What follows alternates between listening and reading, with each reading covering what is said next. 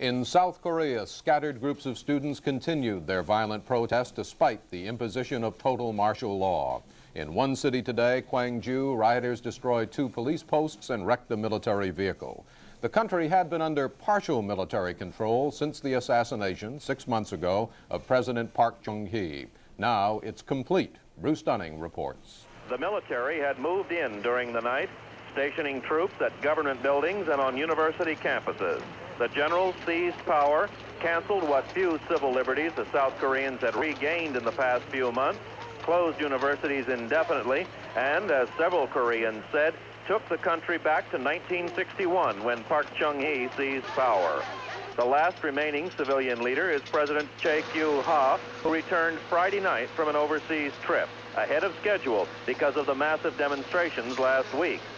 Among those greeting Chae was the military man who was the target of the demonstrations and the leader of the takeover, General Chun Do-hwan, now the most powerful man in Korea. By the time Chae returned, however, the rioting had ended with only small-scale student rallies continuing.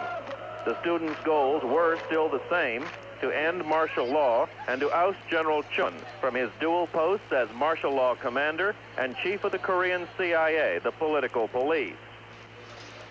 Student leaders met to ponder their next move.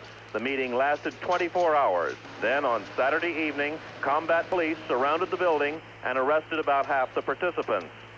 Even as police searched for the others, the country's civilian cabinet was voting to abdicate all its power to the military out of fear of larger student demonstrations.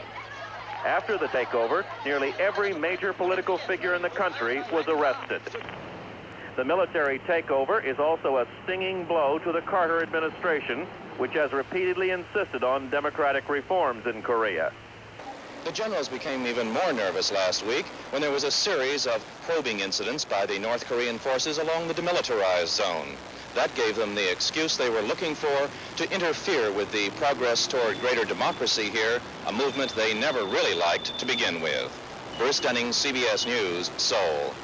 Korea's giant neighbor, China, tested a powerful new element in its military arsenal today. The China news agency announced the successful fire